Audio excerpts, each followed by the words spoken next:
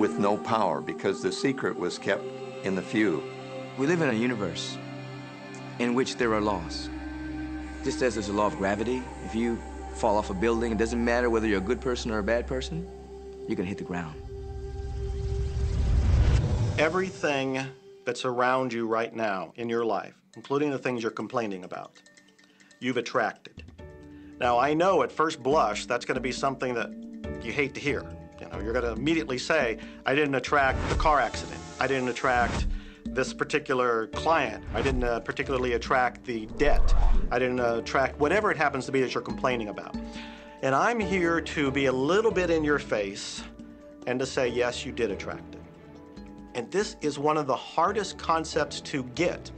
But once you've accepted it, it's life transforming. This is part of the overall giant secret here. And most of us attract by default. We just think that we don't have any control over it. Our thoughts are on autopilot, our feelings are on autopilot, and so everything is just brought to us by default. Now, if this is your first time to hear this, it may feel like, oh, I have to now monitor my thoughts. This is going to be a lot of work. It will seem like that at first, but that's where the fun begins. It's impossible to monitor every thought we have. Researchers tell us that we have about 60,000 thoughts a day. Can you imagine how exhausted you feel trying to control all of those thoughts? Fortunately, there's an easier way, and it's our feelings. Our feelings let us know what it is that we're thinking. So your thoughts cause your feelings. The emotions are this incredible gift that we have to let us know what we're attracting. Think about your feelings. You have good feelings and you have bad feelings. And you know the difference between the two because one makes you feel good and the other makes you feel bad. It's the depression, it's the guilt, it's the resentment, the anger. It's those feelings that don't make you feel empowered. Those are the bad feelings. On another level, it's called bad frequency or bad vibes or whatever you want to call it. The flip side to that is that you have good emotions, good feelings. And you know when they come because they make you feel good. Excitement, joy, gratitude, love. Imagine if we can feel that way every day. When you celebrate the good feelings, you'll draw to you more good feelings and things that make you feel good.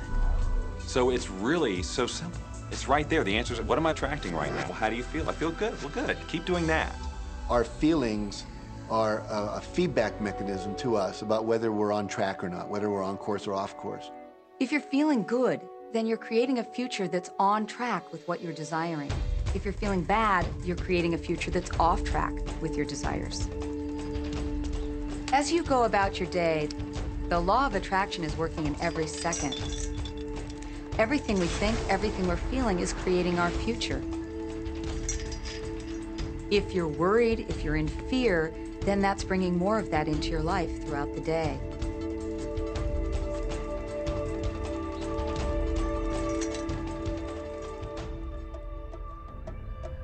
Whatever you're thinking and feeling today is creating your future.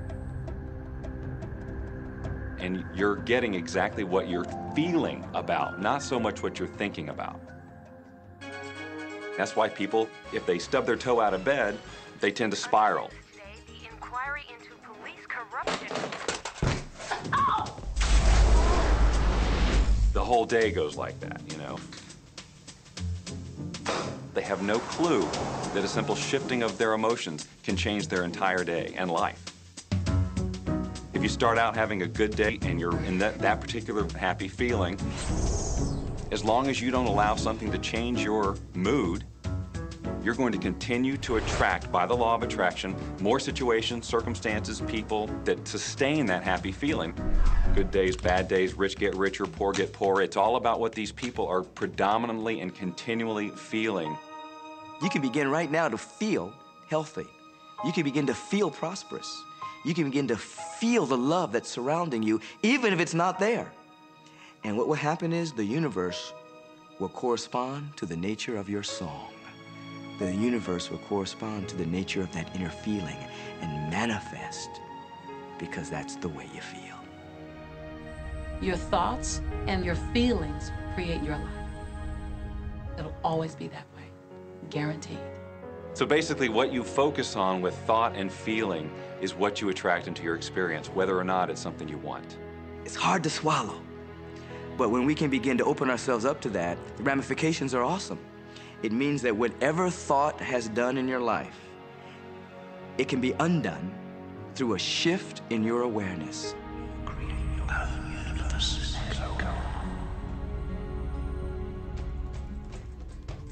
It's really important that you feel good, because this feeling good is what goes out as a signal into the universe and starts to attract more of itself to you. So the more you can feel good, the more you will attract the things that help you feel good, and it'll keep bringing you up higher and higher. When you're feeling down, do you know that you can change it like that? Put on a beautiful piece of music. Start singing. That'll change your emotion. Or think of something beautiful. Think of a baby. Maybe one you love. And dwell on it. Really keep that thought in your mind. Block everything out but that thought. I guarantee you'll start to feel good. This principle applies to your family pet, for instance, which I believe are wonderful because they put you in a great emotional state. When you feel love for your pet, that's a great state of love. It's going to bring goodness into your life. What a gift that is. Once you begin to understand and truly master your thoughts and feelings, that's when you see how you create your own reality. That's where your freedom is. That's where all your power is. That's when you see how you can become a deliberate creator of your life. And when you are a deliberate creator of your life and you use this law of attraction, you will have a life that is beyond what you can possibly imagine right now.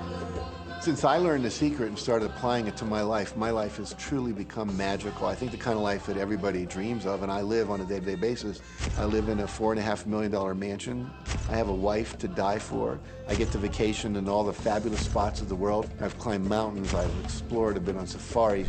And all of this happened and continues to happen because of knowing how to apply the secret. Life can be absolutely phenomenal, and it should be, and it will be, when you start using the secret. The aspiration bureau. Intensive.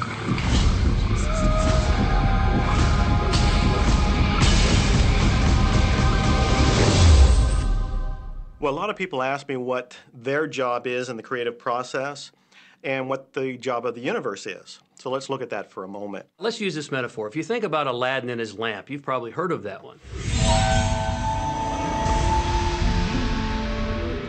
I mean, Aladdin picks up the lamp and he dusts it off, and out pops the genie.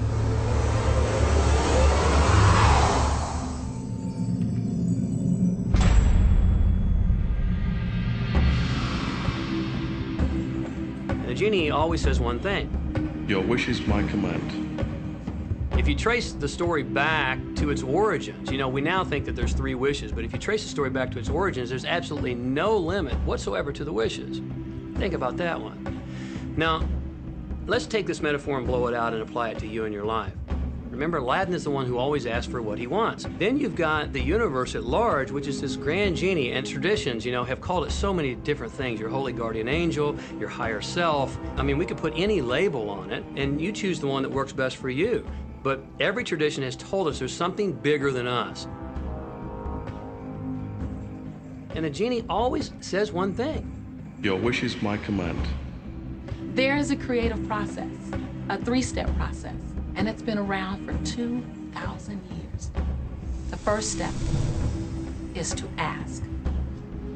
Make a command to the universe. Let the universe know what you want. The universe responds to your thoughts.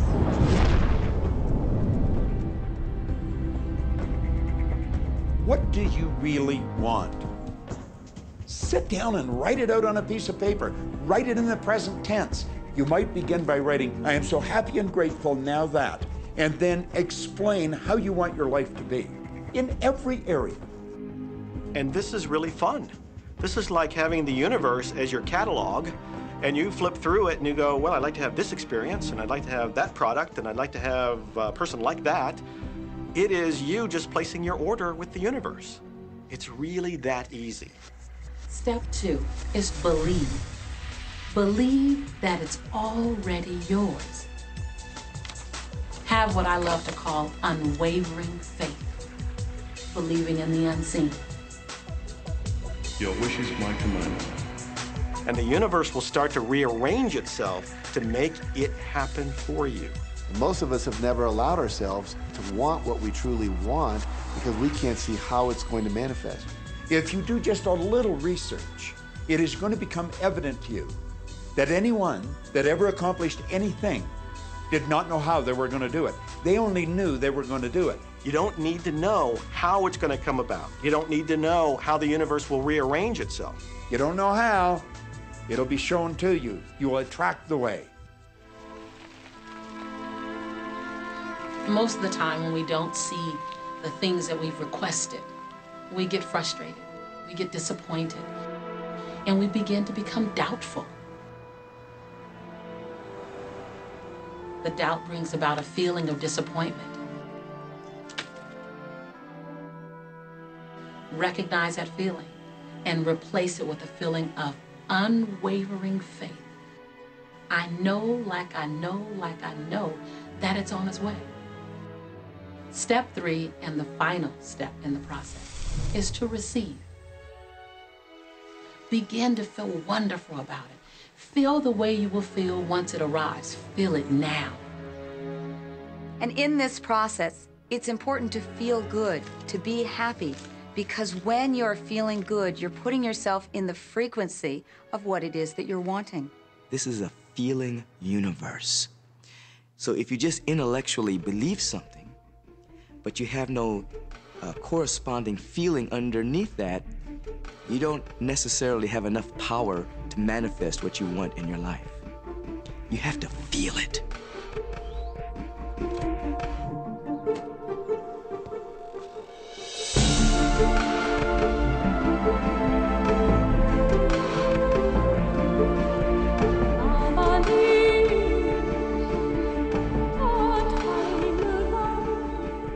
And when you turn that fantasy into a fact, you're in the position to build bigger and better fantasies.